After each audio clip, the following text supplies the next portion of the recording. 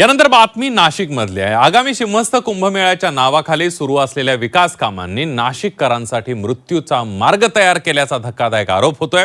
कारण मंगळवारी झालेल्या महासभेमध्ये लोकप्रतिनिधींनी प्रशासनाला अक्षरशः धारेवर धरलं। खोदकामातील निष्काळजीपणामुळे झालेल्या अपघातात 7हून अधिक नागरिकांचा जीव गेल्याचा दावा लोकप्रतिनिधी केलाय आणि त्यामुळे नाशिकचे रस्ते आहेत की मृत्यूचे सापळे असा सवाल आता नाशिककर विचारतायत।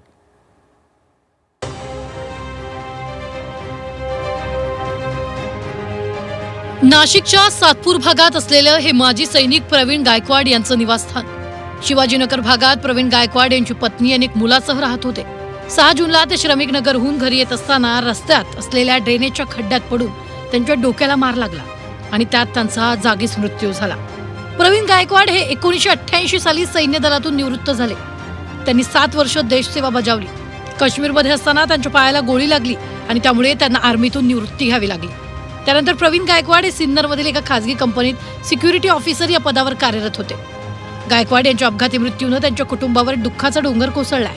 अचानक आलेल्या या संकटामुळे उदरनिर्वाह कसा करावा हाच पेच प्रवीण यांच्या पत्नी भाग्यश्री गायकवाड यांच्या समोर उभा राहिलाय।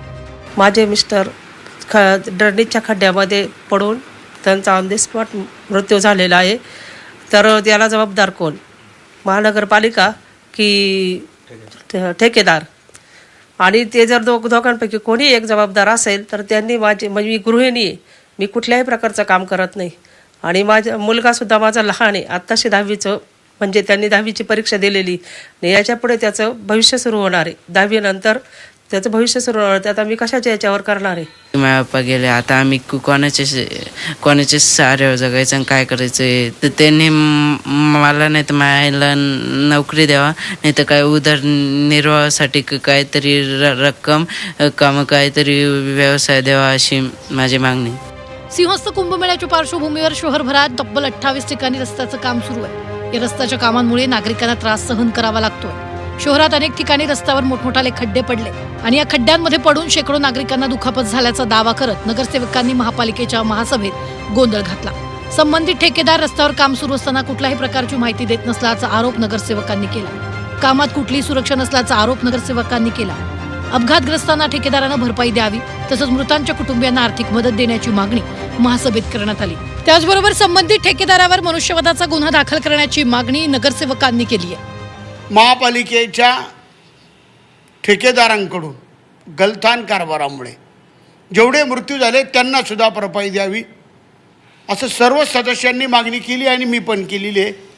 हा विषय अमोल पाटील, संगीताताई घोटेकर, भारतीताई दिवरे आम्ही आज दिलेला होता आणि आमची सगळ्या नाशिक शहरातील जेवढे अपघात झाले तेवढ्यांना भरपाई दिली पाहिजे ही माझी ठाम मागणी आहे।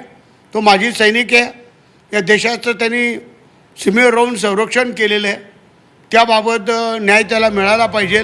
नाशिक महानगरपालिकेच्या महासभेत नगरसेवकांनी प्रश्नांची सरबत्ती केली, त्यामुळे आता महापौरांनीही चौकशीचा आदेश दिलाय। चौकशीच्या दरम्यान जे ठेकेदार दोषी आढळले जातील त्यांच्यावर कारवाई करणार असल्याचं महापौरांनी सांगितलं। तसंच कामाच्या ठिकाणी ठेकेदारांनी संबंधित कामाचं फलक लावण्याचे आदेश ठेकेदारांना दिले।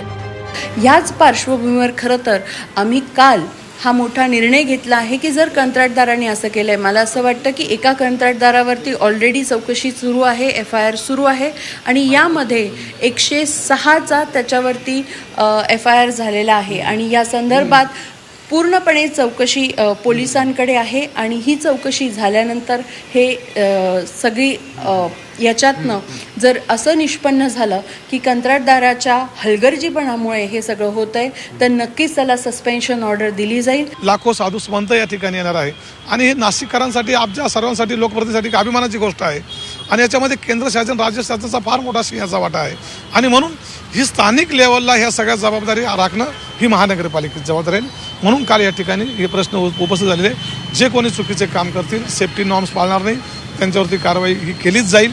ज्यांच्यामुळे निष्पाप लोकांचा बळी जातो आहे, जे कोणी दोषी असतील त्यांना सुद्धा याच्यावरती कारवाई केली जाईल आणि कामाची माहितीचे फलक सुद्धा असणं अपेक्षित आहे, ते सुद्धा येणाऱ्या काळात आपल्याला दिसतील। सध्या सिंहस्थ कुंभमेळ्याच्या कामामुळे नागरिकांना मोठा त्रास सहन करावा लागतोय।